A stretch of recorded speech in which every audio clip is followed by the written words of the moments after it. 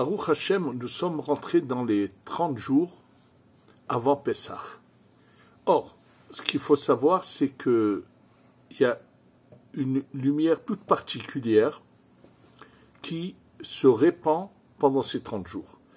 Il est mentionné qu'il faut commencer à étudier les lois de Pessah 30 jours avant, mais sachez que dans le Sefer Chesed d'Avraham, de Rabbi Avraham Azoulay, l'arrière-grand-père du Hida, il ramène comment il y a dans la Kabbalah que 30 jours avant Pessah, cette lumière de libération qui chaque année se réveille à Pessah va se réveiller 30 jours avant, et tous les jours, en fait, tout celui qui voudrait sortir de son emprisonnement, de tout ce qui est mauvais en lui, a une opportunité pour être aidé du ciel pendant ces 30 jours, et tous les jours on va enlever cette chaîne qui l'attache, et s'il le fait, il désire, le soir de Pessah, il deviendra un autre personnage. Donc, étant donné qu'on est dans ces 30 jours, on va comprendre comment va se passer notre délivrance bientôt, et là, ça va être l'opportunité de remettre les pendules à l'heure, parce que beaucoup de gens ont commencé à avoir une sorte d'euphorie par rapport aux propos de l'actuel président américain.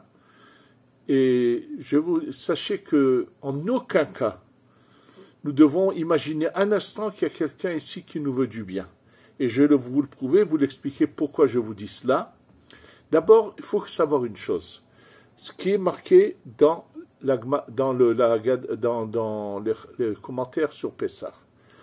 Nous savons que lorsque Hachem a voulu nous faire sortir d'Égypte, Hachem avait deux possibilités. Il a fait ce qu'il a fait, c'est par les coups jusqu'à que par haut, baisse la tête et leur a dit sortez, il n'avait plus le choix, ou bien Akadosh Baruch Hu aurait pu lui mettre dans la tête de venir et de dire au peuple d'Israël, écoutez, vous avez fait du beau travail ici pendant 210 ans, il est temps que vous repartiez chez vous, vous puissiez avoir votre liberté, et vous leur donnez leur liberté. Hachem aurait pu le faire de cette manière.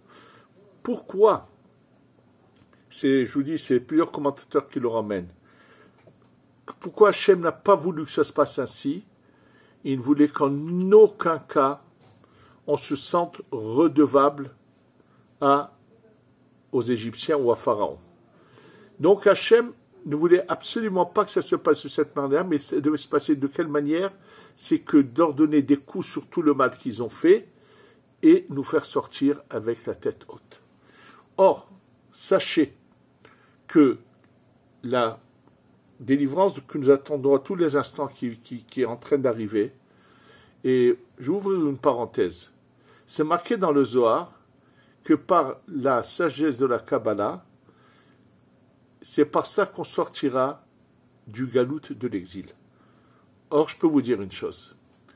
Quand je suis arrivé ici en Eretz Israël, il y a une 50aine d'années à peu près, il n'y avait pratiquement pas un seul kollel d'études de Kabbalah. Il y avait, oui, un endroit qui s'appelle Nahar Shalom, où il y avait le Rav Mordechai Sharavi, et se trouvait autour de lui que des vieillards qui comprenaient à peine ce qu'il pouvait leur dire, et un de ces vieillards, qui n'est plus de ce monde, le Rav Shalom Shmueli, qui était un de ceux qui comprenait un peu mieux que les autres, m'a dit les mots suivants. Je lui ai demandé, il me les a répétés, mot à mot, il m'a même montré, il m'a dit, quand j'étais dans la yeshiva de Nahar Shalom, il m'a montré où se trouvait le Rav Sharavi quand il a dit ça. Il a dit, j'ai des perles rares à vendre, mais je n'ai pas à qui les vendre. Ça veut dire qu'il avait des transmissions de notions de Kabbalah à transmettre, il n'avait pas à qui les transmettre. Il n'y avait aucun kollel avec des jeunes qui étudiaient la Kabbalah. Or, aujourd'hui, vous ne imaginez pas, Baruch Hashem, combien de jeunes avrechim, combien de kollénim de Kabbalah, combien de gens que vous connaissez pas, mais qui ont un savoir mais fabuleux en Kabbalah, mais le nombre est inimaginable. La connaissance aujourd'hui de Kabbalah auquel on est arrivé dans cette génération. Actuellement, je peux dire, je ne parle pas en sainteté ou en bonne action, en savoir. Ça dépasse les dernières générations. Ça s'est répandu avec une connaissance et un savoir. Aujourd'hui, de plus en plus de détails sont étudiés et développés. C'est inimaginable. Et ce sont les mots du Zohar qui a dit que lorsque se répandra la lumière de Rabbi Shimon de la Kabbalah, viendra la Géoula, on le voit de nos yeux. Donc il est clair qu'on approche de ce moment de Géoula. Et là, il faut le savoir, il est dit de la même manière comment s'est passée la sortie d'Égypte, il faut le savoir, je vous montrerai, je lui montrerai, il s'agit de mon cher Rabbeinu, ça c'est le Zohar qui nous dit aussi, c'est des merveilles. Alors le mot Niflaot, Nun Pelaot, les 50 merveilles, parce que la lumière qui a fait sortir le peuple d'Israël d'Égypte, c'était la Bina. Elle va maintenant venir. La Bina délivre le peuple d'Israël, mais utilise le bâton pour frapper nos ennemis. Donc, ça veut dire que c'est le même processus. Oui, c'est le même processus qui est en train de s'enclencher. Et donc, aucun homme ne va venir nous aider ou faire que c'est aucun homme des peuples du monde va être là pour faire les choses, pas du tout. Déjà, je voudrais juste vous faire remarquer un détail. Quand M. Trump a décidé qu'il fallait faire sortir la population de Gaza, les Palestiniens qui se trouvent là-bas, quelle est la suite de son plan? C'est d'ensuite de faire la côte d'Azur à Gaza. Ça veut dire qu'ensuite, on va faire trébucher une grande partie du peuple d'Israël et on va les faire trébucher. Je voudrais vous rappeler que lorsque Yaakov Avinu revient en Eretz Israël et qui sait qu'il doit rencontrer son frère, il fait une tfila, il fait une prière qui, en fait, cette prière, c'est pour cette génération qu'il l'a faite. Et voilà les mots de Yaakov. Atzilenina miyad ahi miyad esav. Protège-moi de la main de mon frère, protège-moi de la main de Esav. Et bien sûr, mais il n'a qu'un frère, ça veut dire protège-moi de la main de mon frère, de la main de Esav.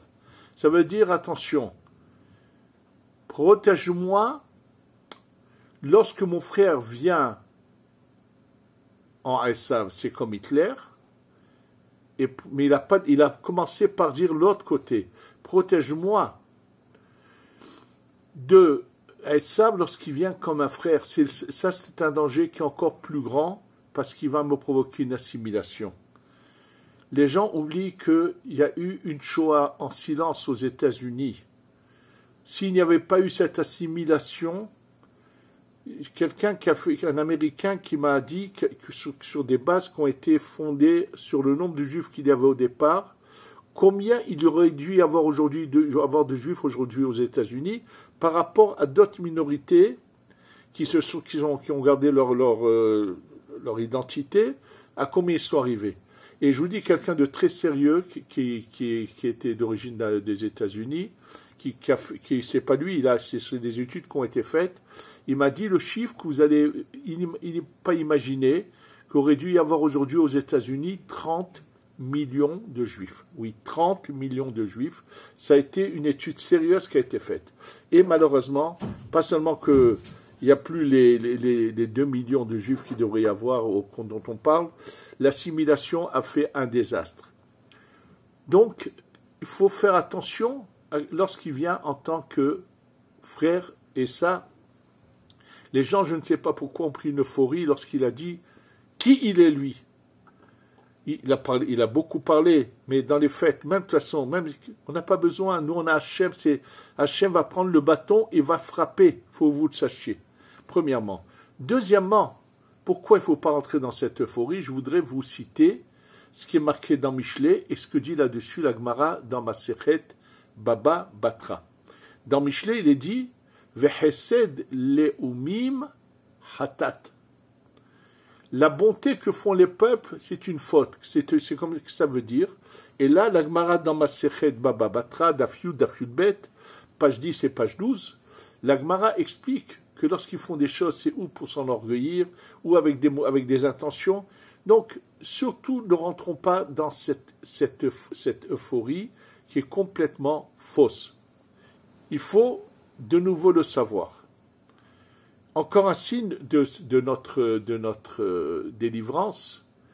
Dans le Zohar, à la fin de la Parashat Va'era, il y a des rabbanim là-bas qui parlent, et il y en a un qui se met à pleurer lorsqu'il parle du fait que au moment où Sarah ne peut pas avoir d'enfant, et à cause de ça, il y a eu Hagar, qui s'est mariée avec Abraham, et qui a eu Ishmaël. Alors l'autre homme lui dit, mais quel mal qu'il y a finalement, en fin de compte, Abraham a eu quand même un fils avec Sarah, il a eu Yitzhak. Il lui dit, tu vois, mais tu vois pas ce que moi je vois. Il lui dit, tu vois pas ce que je vois, le mal que va faire Ishmaël au moment de la délivrance. Le mal que va faire Ishmaël au moment où on arrive à la délivrance, c'est ce que nous vivons actuellement. C'est ce qui n'est pas actuellement seulement depuis le début de la création de l'État d'Israël, où on a vécu des moments terribles, combien malheureusement de mal nous ont fait cette nation qui sont les descendants de Ishmaël. Et combien on a eu de miracles. Et je voudrais revenir sur ce que j'ai dit précédemment, quand j'ai dit Chesed Lumim Khatat, que la bonté que font les peuples avec nous, c'est des fauteurs. Sachez que beaucoup ne le savent pas. Mais lorsqu'on a décidé du partage, dans les couloirs de l'ONU en 1947 pour que l'État d'Israël soit reconnu, on accepte. Dans les couloirs j'ai eu des échos de fondés, qu'il y a eu beaucoup qui pensaient au fond d'eux-mêmes, on va leur donner un lieu où aller, et ce que Hitler n'a pas fini se finira avec les Arabes. Et je voudrais également vous rappeler cette histoire, ce témoignage que j'ai eu celui qui me l'a raconté s'appelle le Rav Gedalia Rabinovitch, qui est d'un certain âge, qui a jamais donné longue vie et bonne santé, qui s'appelle le Admour de Monstrich.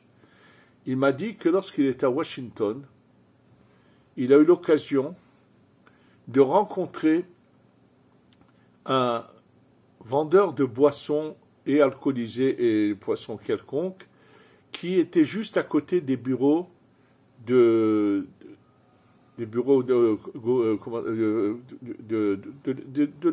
l'État américain. Et avant la guerre des 6 jours, il lui a raconté la chose suivante. Quand tous les personnages qui travaillaient au gouvernement fédéral des États-Unis venaient acheter de la boisson, sachant qu'il était juif, et il lui disait, prépare-toi à ce qu'il va y avoir, que Dieu préserve, une deuxième Shoah. Oui. Pourquoi?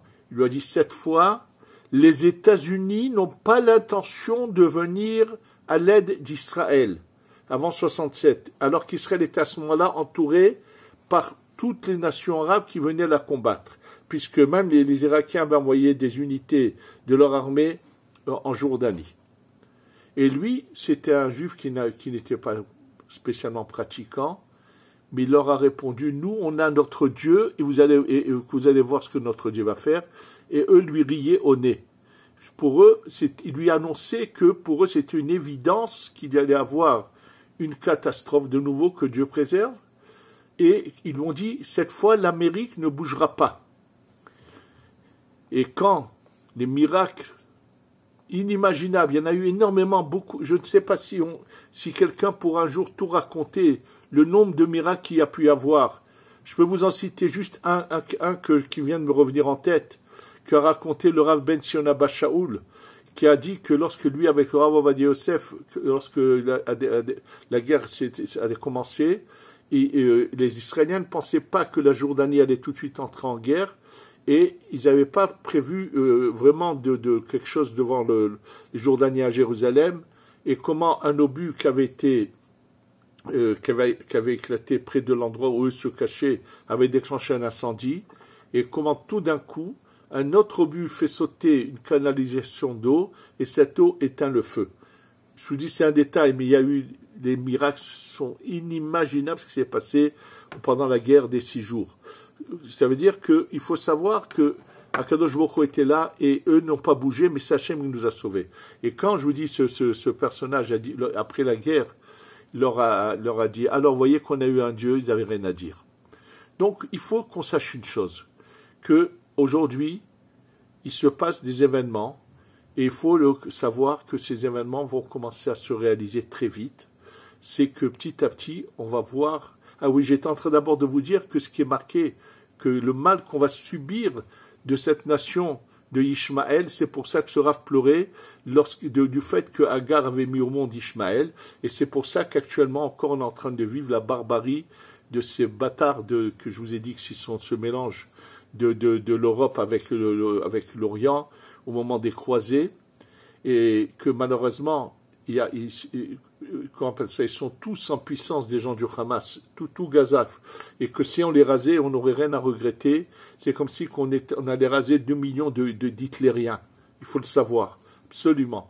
Mais que de toute façon, c'est Hachem qui va agir, et ce que les gens n'ont pas pensé, c'est que de toutes les façons, il va se passer des choses terribles, les guerres qui vont se faire entre les peuples de l'Occident. Il va y avoir des choses qui vont commencer à arriver, et tout d'un coup, le Mashiach va apparaître. On est de jour en jour, on avance vers cela. C'est pour ça que on rentre dans cette période où on peut nous accentuer, amplifier cette lumière de délivrance qui s'est passée. Il faut que vous sachiez que ces 10 plaies qu'il y a eu en Égypte, leur source vient lorsque Sarah est prise par le fameux pharaon qui était de ce moment-là, et elle dit à l'ange de frapper, et il frappe 10 fois, c'est le signe que 10 fois ça va être frappé. Quand on voit dans la Haggadah des Chachamim qui expliquent que chaque plaie était amplifiée de temps, et ainsi de suite, quel était l'avantage de tout d'un coup vouloir dire que chaque plaie était, où c'était, combien sur la mer, combien il y en a eu, est-ce que c'était 50, est-ce que c'est 200, est-ce que c'est 250? Tout simplement. Étant donné que ce symbole de ce qui s'est passé en Égypte, et on va le voir se repasser maintenant, mais d'une manière amplifiée. Donc ces Chachamim qui ont tout vu, chacun a vu comment ça va se passer pour chaque nation. Je vais m'expliquer. Dans la traversée de la mer, quand vous lisez ce cantique de Asiachir Moshe qu'on chantait après la traversée de la mer, on voit qu'il y a 3 langages. Comment les Égyptiens sont engloutis. Il y en a qui sont engloutis comme du plomb, comme des pierres ou comme de la paille. Ça veut dire qu'il y avait 3 formes de punition chez les Égyptiens. Les meilleurs d'entre eux, les moins mauvais d'entre eux, hop, sont morts tout de suite, immédiatement. Il y en a, ça s'est passé lentement, ça a été des souffrances terribles. Et il y en a qui c'était comme de la paille l'eau les éjectait, les reprenait, qui ont passé l'enfer avant de mourir. Sachez que c'est dans cette image-là que ces 3 Chachamim nous parlent de l'amplification des plaies d'Égypte pour nous expliquer que chaque peuple, chaque personnage dans le monde qui ont fait du mal, comment ils vont le payer. Mais je voudrais de nouveau vous le rappeler. Il faut que nous réclamions cette Géoula, puisqu'on est chaque année à Pessah, elle est propice. Et dans les 30 jours qui précèdent Pessah, c'est un moment où commence cette lumière à se révéler. C'est pour ça que j'ai dit il faut qu'on commence dès maintenant, au lendemain de Purim, à commencer à parler de cette Géoula, à faire réveiller la Bina qui a agi en Égypte vienne agir, et que les plaies que Hachem réserve à nos ennemis commencent à descendre. Si on fait des tfilotes, on demande à Hachem, mais en un instant, il va se passer des choses terribles sur ces barbares du Hamas, et nos otages reviendront. Tous ceux qui nous veulent du mal, regardez déjà comment la Syrie est tombée et qui sont en train de s'entretuer. C'était le seul pays arabe qui voulait continuer à nous combattre et qui a surtout soutenu le Hezbollah, qui l'a aidé à avoir tout ce qu'il faut pour nous combattre, soutenu par l'Iran. Or aujourd'hui, qui c'est qui combat les branches de l'Iran qui sont en Syrie?